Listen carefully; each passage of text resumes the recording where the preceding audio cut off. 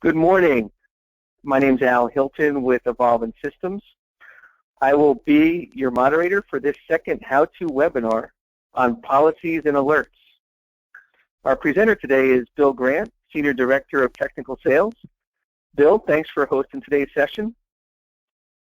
Thanks for having me, Al. Excellent. Today's session will be recorded and will be posted to our support site for future reference. We'll send a link out, following today's session to all attendees that have participated and those that have registered. As it relates to participation in today's webinar, during the at the conclusion of the session, you can enter questions into the question pane. As we go through the questions, we'll get to as many as time will allow. If we don't get to your question, we will follow up with you following the session. If you advance to the next slide, Bill. As it relates to our next how-to series, at the end of today's session, if you could just submit in the question pane which of the three sessions you'd like to have us present next, either being custom collection, noise reduction, or knowledge-based tagging in the new 5.6 release, will help us drive the content for our next session. Without further delay, I'd like to turn it over to Bill, and thank you very much for joining today's session. Bill, over to you. Thanks very much, Al, and I'll echo Al's statement. Thanks, everybody, for joining. So this is going to be a theme in this series, so I'll just mention it again, that today's session is an advanced training session. So if you're brand new to Evolven, and probably you're not, but if you are brand new to Evolven, there are going to be some concepts that are going to be assumed here. So in that case, if anything is brought up at all in today's session that you're curious about, or we talked about something that maybe you hadn't heard of before, let us know. We'll be happy to reach out to you and walk you through it, or do a refresher session with you and your team. So here's today's agenda. We're going to talk about policies. We introduced the policy feature in 5.0, so it's been around a little bit. But there are some tips of the trade, tricks of the trade that we'll share with you. We'll talk a little bit about using it in the various parts of the GUI, which may or may not be completely obvious to everybody. We'll talk about how it can be applied into reporting. We'll briefly talk a little bit about administering, and then we'll open it up to any questions. So let's get started. Policies in Evolven are used in a number of ways, and this is probably not even a full list of the ways that we can use policies. But fundamentally, they're used to help ensure configuration items adhere to policies and standards. So you can think of this as a stronger indicator than simple changes, right? A change may be good or may be bad, but a policy or a break in policy is definitely a bad thing. As you define them.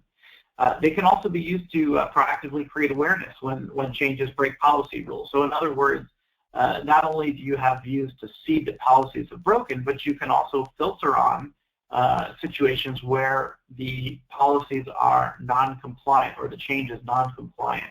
And so what that can do is, number one, you can just filter on just those items, or you can also have those influence the risk scoring, which is a powerful way to influence the algorithm. And then finally, policies can be used to inform automation of bad states. You may decide, for example, that anything that's breaking policy is not worth either doing a deployment, or it's not worth, or maybe that you want to redeploy the application because something broke a policy, and that for sure there's a problem. So you want to tell your automation, hey, go and re-release because something's bad. So all of these things are things you can use policy for. Think of them as, what you say goes. So if a policy exists, it means that you know that this is how you expect things to be. So what does this look like in the user interface? You'll see one main tab to start with, which shows all of the policies that you have there. Here's just an example of some of them. What it shows here are, in this example, 16 different policies that have been defined across the environment.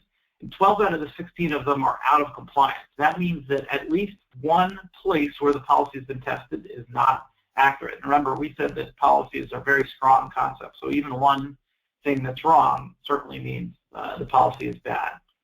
You also see that there's a note about policies improving and policies degrading. So you have indicators of when things are getting better or when things are getting worse over time.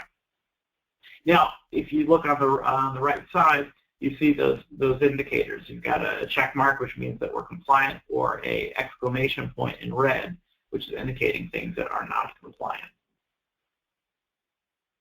So I just told you that you find these policies on the policy tab, but the reality is that they're actually shown and exposed in all parts of the user interface. In fact, actually, I'm looking at this and I'm trying to think if there's a tab that you wouldn't find policy. It's pretty much pervasive across the interface. So, of course, we talked about the policy tab. We also find them in the inventory tab. And in the inventory tab, you actually get a subset that's relevant to the environments that you have selected. So as an example, if you've selected just all SQL Server folder, then you'll only see policies relevant to SQL Server. Similarly, if you have a specific application, and that application has a set number of agents and environments, then the results will just be based on how well the policy did against that particular set of environments. So very powerful to use the inventory tab to drive what is the scope of your review. As we mentioned a little bit earlier, analysis tab allows us to filter based on policy results, or you'll also find that the risk scoring is influenced on the analysis tab. So a few different ways that we'll see the analysis will actually expose results from policy. Of course, we also will see policy results on the dashboard tab, and that's where things can be summarized across, across all the policies. And you also can see the results, the detailed results in tabular form as well from the dashboard tab. And then finally, the administration tab, and more specifically, or most specifically anyway, the reporting tab is where you can define alerts and other kinds of reports that show these policy results. So all over the user interface, you'll find access to policy information. Now, I showed on a previous slide, I showed you a summary of all of the policy details. So in other words, I showed you a list of each policy and then a summary of the policy. But there really are multiple levels of results. If we look at the top screenshot here, this is actually summarized by environment the result of a test. So in this particular example, we're looking in the Unix configuration, and we're looking to see what level bash is. And specifically, we're testing to see if bash is at a level of 4 or above. And so you'll notice that the first one there, the CentOS environment within the BG Yoka-Linux host, that particular one is failing. It's set at 3.2, and its status is failed. Okay. The other two, it looks like those two have been successful. So those are fine situations. Now, you'll also notice that the one that's failed says failed 1, total 1. In reality, even within an environment, there may be more than one result. We'll see that in a little bit. And so when you look at the summary on the left, that is showing the quote-unquote show results result from the environment list. So in this case, you see each result. Now, of course, in our example, in most examples, you'll see that it's only one particular item. It does nicely summarize that one result. But the point here is that there may be multiple, and we'll show that example a little bit later in the session. So let's go and take a look at actually looking at these policies, looking at the results in the multiple layers. So if I come over here to the policy list, here you can see all of the policies that I have. And you can see, for example, I have a name, parameter. I've simplified this user interface a little bit just to more clearly see a few columns with it. As the screenshots will show, you can see the different levels of results. Now what I'm going to do is show this example, but over in inventory. So if I go over to inventory and I select a folder and I look at the policy results, this is showing me a summary of everything underneath this folder. So for example, if I went to one particular agent, this is showing me the results of those policies against this specific agent. Right? So here, for example, I have a test that's looking for the version of 7-zip is equal to this value. And when I look at the results, I only have one result. It's relevant to that particular agent. And I can even, if I wanted to look at the details, I select it and click on Show Results, and I see the details of that specific item. So that's an example of looking at a specific agent. Now, I can also do that based on, for example, an application-based view. So if I look at a specific application here, now suddenly that same result may actually be cutting across more than one system. In this particular example, it's only one. And if I hover over any of these, for example, this one, you can see that one passed and one failed. If we look at the results, we'll see that. So for this particular policy that we're looking for adherence to 1.6, etc., we see that this one has passed and this one has failed. We can look across technologies. So if I came to the Technology MS Windows folder, all of these policies will be related to the Windows operating system, because those are the environments that I have underneath here. And so again, same story here. I can hover over results to see how many successes and fails I have.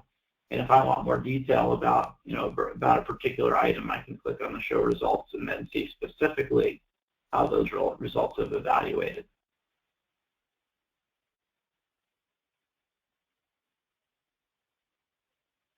Okay.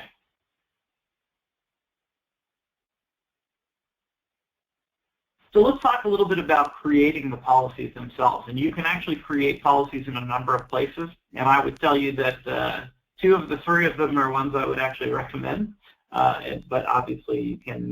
There's several ways to do it. So one place that you can create a policy is from the inventory screen. But here you can see that all the way on the right side, there's a column called Policy next to the specific nodes. So by clicking this pencil button here for policy, we would be creating a policy against this version item here, the 2.0.50727, etc. So that's one way, and that's certainly one of the ways that I would suggest that you create policies. The next one would be when you're in the analysis screen. Here we have the analysis view. We found a particular change. This is that 7-zip example we looked at where it's changing from 9.20.0 to 9.20.1. And so from here, we can select that particular change and click on the policy button over here. It's a little circle with a P that indicates policy. It says open policy because if there was one already there, we'll edit it. But if there isn't one, you'll be able to create a new policy right there. That is also a place that I would suggest you create policies. The last example is being on the policy tab. And you'll see that there's a plus right here that allows you to create a policy. And you get a form that looks just like this. Now, you certainly can create policies here. But this one requires the most amount of work from you because you'll need to fill in the name, the tag, and all of these require fields by hand. Again, there's nothing wrong with that, but obviously the other 2 areas give you a much more efficient way because you'll find that when you go and create them from those specific areas, it will do a lot of the work for you. So I certainly suggest that you typically do it that way, unless unless you prefer being more methodical. But the autocomplete is certainly a big help. So let's go and take a look at this form and actually walk through what things need to be completed. Here's an example of creating one from the inventory screen. So what it's actually done is it's completed a number of pieces.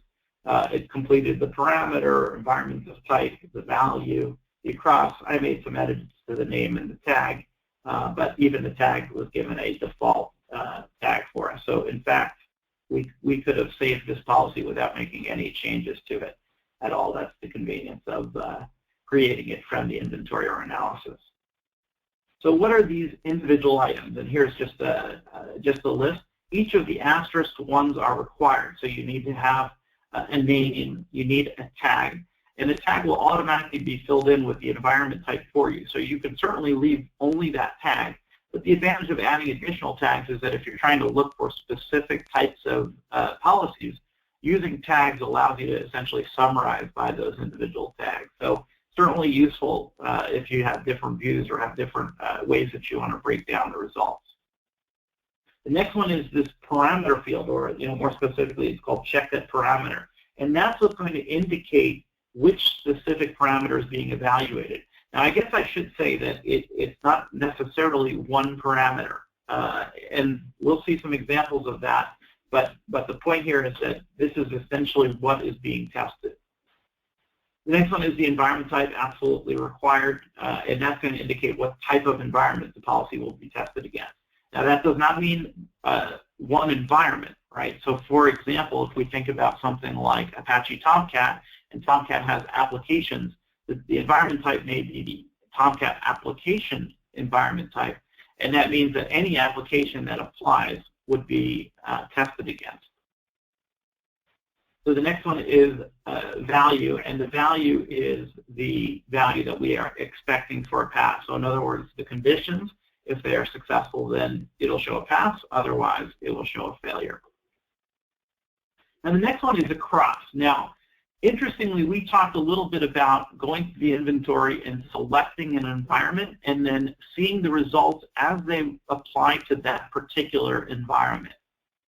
And the across is a stronger way of saying that I only want this policy running against these environments. And so, for example, you might just pick a policy and say that it only is relevant for one agent.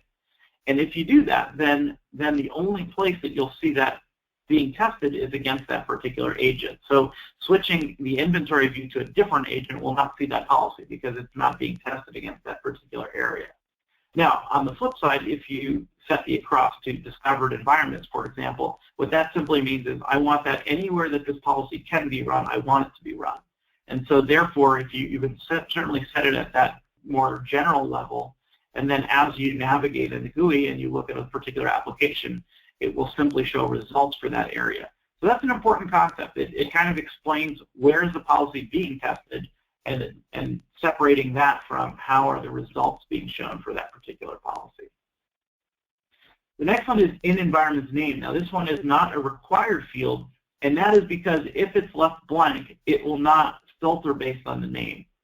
And you will see this one filled out automatically quite frequently. So this is one you want to pay attention to. For example, if you set a policy on Windows, then you'll see that the specific Windows variant is going to be filled out as the environment name.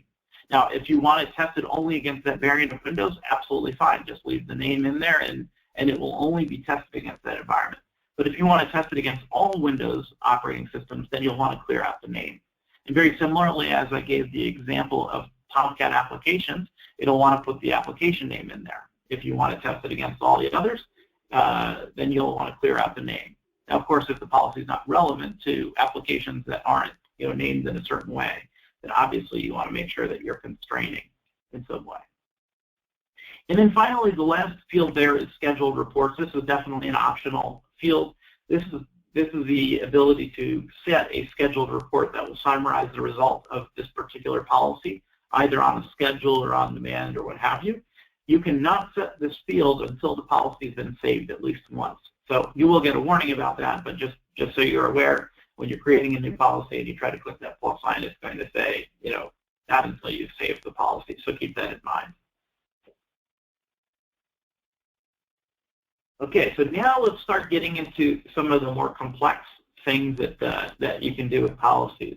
The first one I'm going to talk about is wildcards, and wildcards are really powerful. When you have a policy that doesn't just apply in one place, but maybe it applies in multiple areas. Here you can see that I've got on the top right. You can see there are multiple installed components. That's the node that we're looking at, and they all start with Microsoft SQL Server 2008 R2. And so if I wanted to test the display version on all of those without setting policies for each one, what I can do is add an asterisk. So essentially when I created this policy, it had filled in native client, and I just replaced native client with an asterisk. That's the asterisk here in red.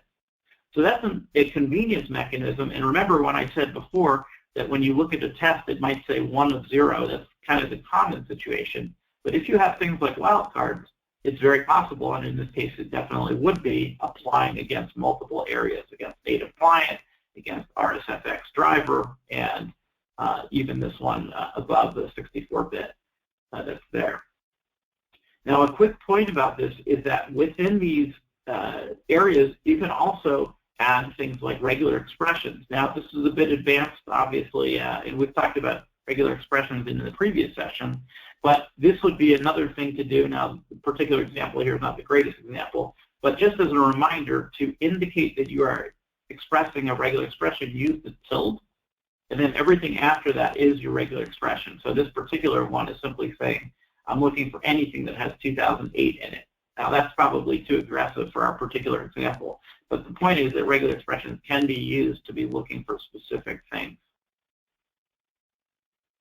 Now, just another point, just to give an example, is a lot of times these nodes will contain a version number. So if you want that version number ignored, but you also want to go into getting the specific version, that would be one way to deal with it. That way you don't have to constantly edit the node area, but you can just focus on what is the value of the attribute itself. So here's an example of the result actually running against that particular one. So we created it against this particular agent, and then we looked at the results against that agent, and you can see that 1, 2, 3 of them actually passed because they matched that value, 10.51.2500. But one of them is failing. It actually is failing specifically because it did not have a node called @displayVersion. So because of that, it actually shows a failure. It doesn't match the criteria. Now, when that occurs, there's something that you can do to handle that condition, right? Maybe you don't care if it doesn't have SQL Server 2008, or if it's a node that doesn't have that version. You might want to relax that condition. Now, not always. You might say, hey, that's a problem. But if you want to relax that condition, one way to do that is to add a or condition. This one is saying or equals, and we typed in missing. And I think that might not always be obvious, but you can type in exists or you can type in missing, and that's a way to basically add in an additional condition on this particular scenario. And in addition to things like equals, there are a whole bunch of different common tests that you have. So equals, contains, not contains, starts with, ends with. I think those are all probably pretty obvious what they are indicating, but they are what they sound like they are. Greater than or less than is talking about values that are larger or smaller, and there's also the brand that has or equals, which means equals okay as well. And that will also handle version numbers. Again, maybe not obvious, but when you say something like greater than 10.1, for example, then it will handle each part of the version number as part of that evaluation. The next one is in list, and what that's looking for is a comma-separated value list. So we could have even simplified what we had before. Instead of equals, yada, yada, yada, you can say value, comma, missing, as an example. So in list allows you to separate by commas each of the items that you're looking for. And then regular expression is, again, is related to the regular expression concept, where you can essentially have the value tested against the regular expression. Probably not the most common of all these to use, but certainly very powerful. And when you need it, when you need something like regular expressions, you'll be thankful that you have it. So let's go ahead and demo that particular example with the SQL Server that we saw. So I'm gonna come over to that particular. Let's see here. I'm gonna come over to our agent here, and we'll go to the operating system, and we're gonna find that specific location in these nodes. We'll scan down here for all the SQL servers. Here's a bunch of SQL servers. And I'll go ahead and open that. We have a version number here. So again, I'm going to come to the policy tab, column and select it. And again, because I did it in this particular area, it's filled out everything for me. So I can say something like SQL Server versions. I can add an additional tag if I want to. So I could say SQL Server and selected, and now I've got a new tag in there for SQL Server. And what I'm going to do is relax this with a wildcard. So I'm going to add this asterisk here, indicate that I want to include anything that starts with SQL Server 2008 R2 in that particular part of the path. And everything else looks good. You can see the cross was set to how to, so I can certainly accept that, but if I want to broaden the scope to everything, I can do that. We'll just go ahead and apply it to discovered environments.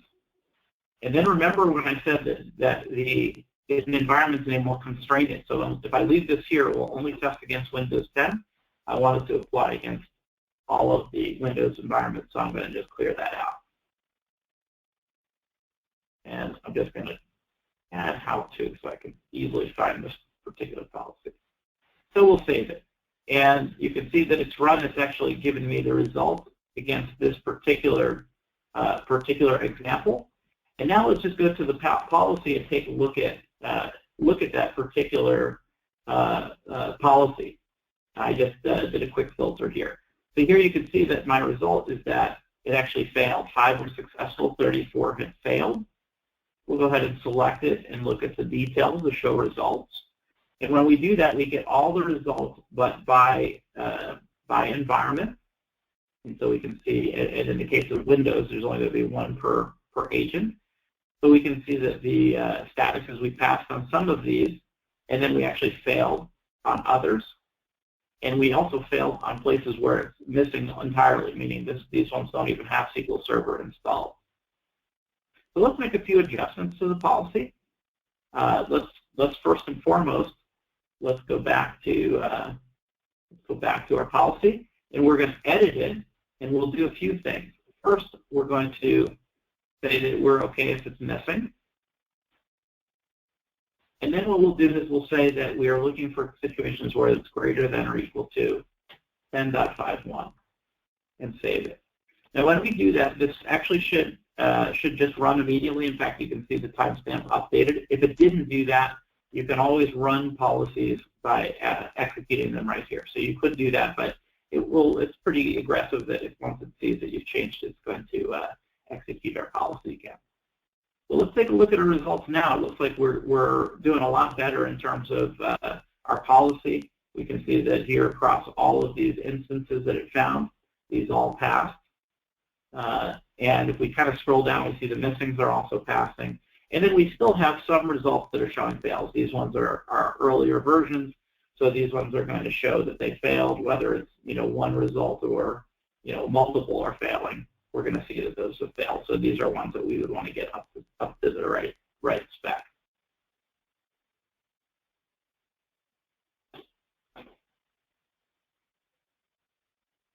Okay.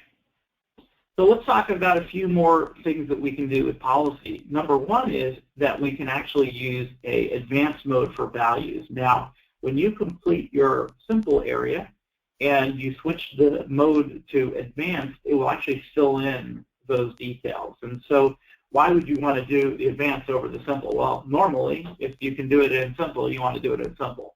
But there are certain reasons that you may want to use the advanced. One example is that you may have more conditions than just 1, 2, and 3. And so if you wanted to, you could actually expand it by adding additional conditions here. The other is that there are some keywords that you could use, and we'll see that a little in some examples with tables, but a couple of the examples are doing a sum or a count. So imagine if you had a bunch of file systems, for example, and you want to make sure that they all exceed a certain value, you could use sum to do such a calculation. So that's just a few of the things that you could do with advanced. Primarily you'll use simple, but it's good to have these capabilities within the advanced area.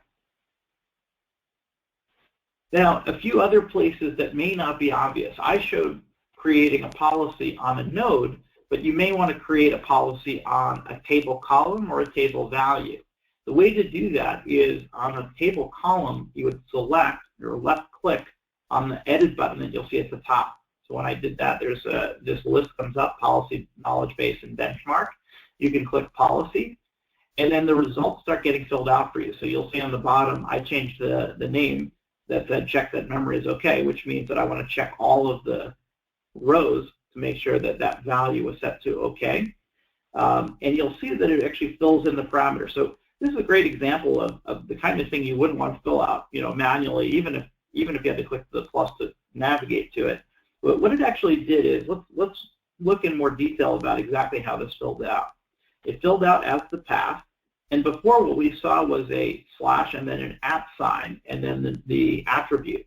In this case, what it's doing is it's looking at this table called physical memory, and then it's looking at this column called memory module socket designation, and it says equals star. And it's a little small to read, but that's what it says.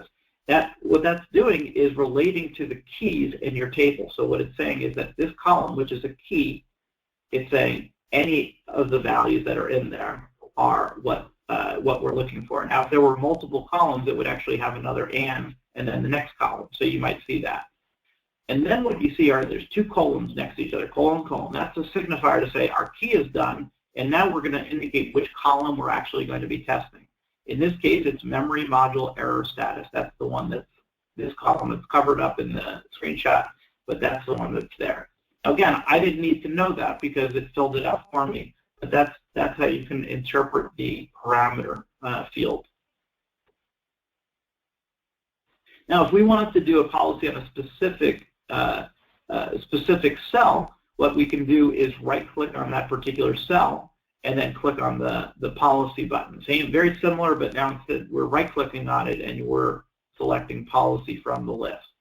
And again, and this one's a little bit easier to see in the screenshot, you can see that it filled in for the services table, and it's looking for the caption equal to Evolven agent service. That's the row that we're looking at.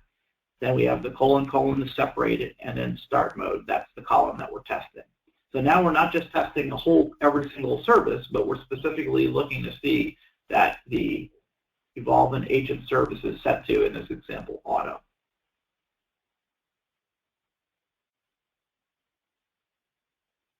And just to take an example of actually testing out the sum feature, so we're kind of taking together all the things we just talked about before. Here we've got a policy. We started by creating it on the capacity on the top. So what we're saying is we want to take all of the values that are within this capacity area. So we created the new policy. Everything got filled out for us.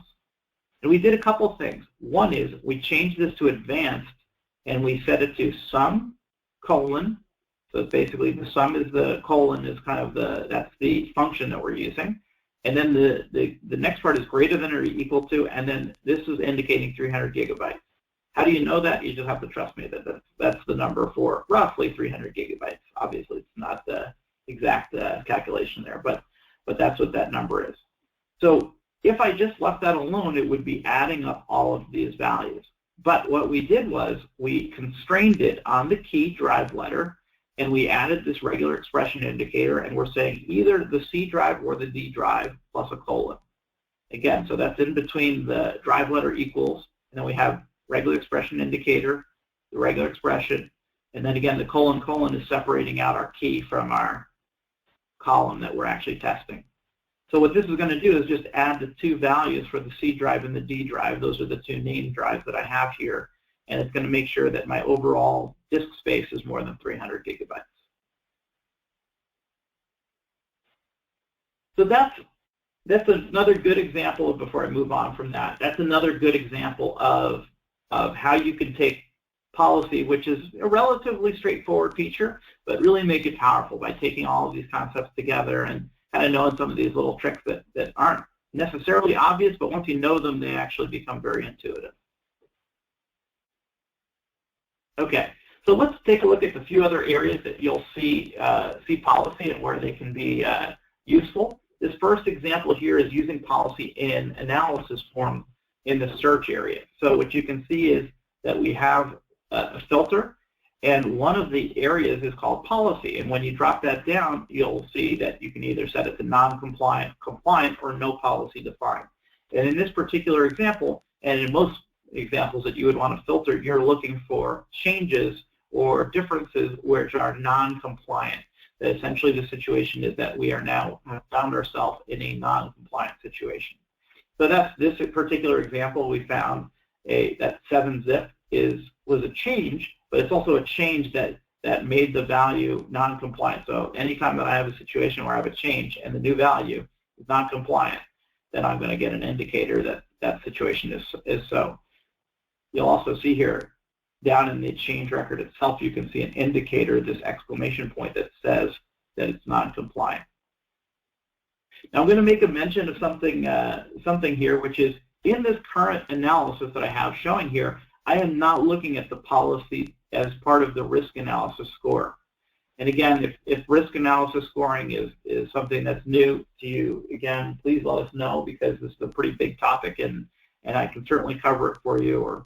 But in this case, you'll see that our risk score is actually -200, and that's because we're not considering the policy situation, and it was an authorized change. You can see over here this little green check mark, and that means that this particular change, even though it's breaking policy, it was an authorized change as part of a change record.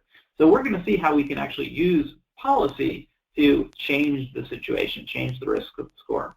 So if I go to the next screenshot, you'll see here that I'm still on analysis, but I'm looking at my risk analysis, and I've now incorporated policy. In other words, it was set to ignore before. I've now set it to critical, which means that anything that's breaking policy absolutely is important. And what you'll see here is that my risk score, which was -200, and the very same thing, this is the only thing I changed was to say that policy is important, is suddenly scoring, not just scoring not negative, but it's actually in the red. It's a very significant score. And so because of that, you'll see, if you looked at the graph, and this is a graph that we added in 5.6, you'll see that, yes, our authorization status did score low, but in fact what we've seen is that because policy and these three things are all scoring relatively high, and specifically policy as well, it's essentially overriding the fact that it was authorized. So these three things are kind of dragging up the score to say, no, this is a pretty significant event, because non-compliant is scoring extremely high and it's weighted very heavily. So that's the power of incorporating policy, or anything actually that that are important signifiers for you. Making sure that those are part of your analysis will actually relate to the score, and will be the difference between something that may be a yellow or even a green to something that will bump up the yellow or a red. Okay, now let's talk a little for a few minutes just about where policy or just even reporting in general, where these things can be utilized. Now, as I gave an example before, you may say that, for example, any policy that is broken, or I'll even say, or any change that's very risky, because policy is one example, but obviously risk score and high risk changes can also be there. Anytime that occurs, that we want to redeploy an application, so you can use proactive reporting to do that. You can email policy compliance violations to an audit team to review as well. You can distribute monitoring reports whenever there are changes to a particular server or group, and maybe even specifically any places you've broken policy or have high-risk changes. You can notify teams when there are critical comparison differences. So certainly those are things that may be used for proactive addressing as well. And then finally, you can notify when environment status indicates critical problems with collections and things like that. So there are plenty of ways to be proactive. I think of policy as a proactive feature. These are many ways that you can be proactive about reporting situations, policy being part of that, but also other conditions that may be interesting. So first example here is just a look at applying alerting with policy. So first and foremost, we've set our type to an alert, so it's an alert report. That will run by default. It's going to just show every time a change occurs. This alert will get analyzed. And the big thing that we added here that's specific to policy is the search. You'll see that I have a search here called policy:"non-compliant." That search is referring to the change to the search that I did earlier in the session.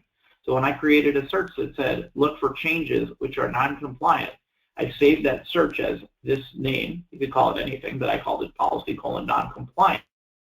And now, anytime the changes are occurring that meet that criteria, it's going to get sent out. In this case, I'm looking anywhere on discovered environments that might not be practical. You may be looking at specific applications or specific environments, but the concept is all the same. When I have non-compliance, I want something reported about it. Now, the other thing that you can do is actually have scripts run. So this is a look at the same alert that we set up, but there are some additional fields at the bottom that you can set. Now, certainly you can email those reports and fill out the to and the CC and things like that, but there's also an opportunity to store that particular report somewhere. So this indicates a folder where you would be storing this particular report. And the relevance of that is that when you also have a post command, you may have a specific script that should be kicking off an automation. So this example is simply saying, go run this particular batch script. And the batch script itself may be looking at this report output for information. So if you needed it to pick up information, certainly you could just have it, look in that particular location where the report was sent. Or the other thing is, in the case of a redeployment, maybe it doesn't matter. Maybe it just simply needs to redeploy and not consider what was actually in this result set. So that's fine too. But the point is, you have both facilities. You can actually store those. These are stored and run from the Evolven server. That's an important thing to keep in mind. But this is a strong way to leverage those capabilities. So you can kind of see the progression. The report or the alert is run.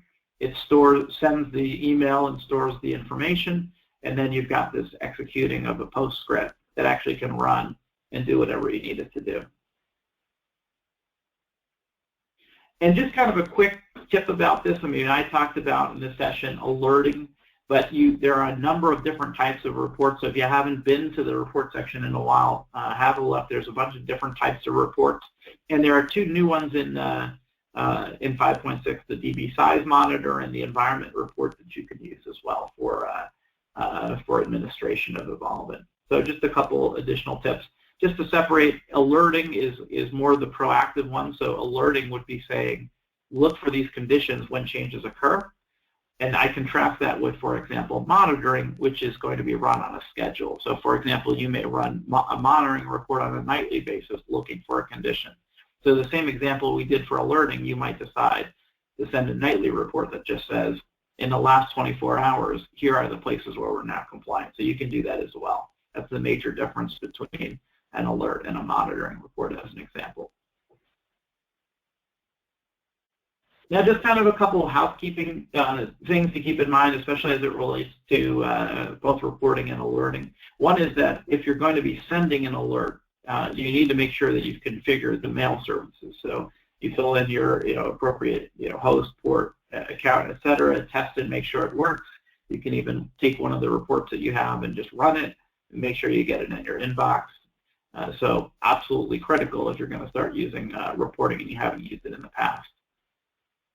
And then there is, underneath the server settings, there is a place for scheduled tasks, and you'll see this policies rule interval. So if you're curious, when would a policy get run again after it's been run, you can set that interval or change it, and that will determine how frequently the policies are run. Now, bear in mind, that has nothing to do with collection. So unless you do a collection, the policy is going to be applied based on the latest information it has. So policies running are simply evaluating the conditions, not actually scanning the systems. That's going to be based on your collection frequency and whether or not you do on-demand collections, as an example. And I think with that, we've covered quite a bit of ground today, so I'm going to turn it over to Al to see if we've got any questions. And if you have any questions, please type them into the chat window. Excellent. Thanks, Bill. So if you have any questions on today's session, please enter those into the question pane. We'll give it a few minutes. And then also, Bill, maybe if you want to pull up the suggestions for the next session as well. If you'd like to see one of these sessions as our next session, either custom collection, noise reduction, or knowledge base in tagging, which is new in 5.6, just please type that into the question pane. And then if you'd like to suggest a custom session that you don't see listed here please feel free to do so as well. Absolutely, and we did get some good feedback from the last session that it seemed several people wanted to see customizing dashboards. That was the top pick, so that's the one we're going to do in the next session, so that's why you don't see that one in the list. By all means, feel free to send that one if that was one that interests you. That'll just reaffirm that that's a topic that's interesting. But we've, in terms of, we're definitely going to do that one, but any of these other sessions, let us know. And like I said, if you write one and we don't have this in the list, but you're the only one, we may just add it in the list next time to get interest. So I am showing a question here, Bill. The question is, can I show policies on the dashboard? Yes, absolutely. So let's actually show that. So if I go back to the user interface and we go over to the dashboard, here you can see that I've got a dashboard for policy. Now I'm not going to go into too much detail here because we'll cover it in the dashboard session. But I have two widgets here. One that's showing a summary of policy, so I can do it based on based on the state. All of my policies right now are enabled. I can see the status, so I can see in this case 2 of them are passed and 11 have failed. And I can break them back by tags and things like that. So I can see them in these different ways. And if I select a particular area, like success, the table at the bottom is going to summarize those items. So we have essentially, think of it very similar to the policy, but you can actually see the results tailored on what you selected. Sorry. Yep. So that's exactly how it works. That essentially you can add these. And similarly, by the way, here's an indicators widget. So the same thing. You can select on a particular item and then see the results right from that view. This one has degraded because apparently some things have gotten negative since the last run. So we'll start to see that the trend is negative. Excellent. Just a quick reminder, if you have any questions, please enter them to the question pane.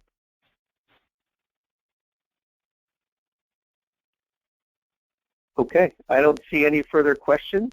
So again, on behalf of Evolven, thank you for joining today's session. We wish everyone out there a very happy Thanksgiving. And as a reminder, we will be posting this recording for future use. And thank you very much. Have a great day. Thanks very much.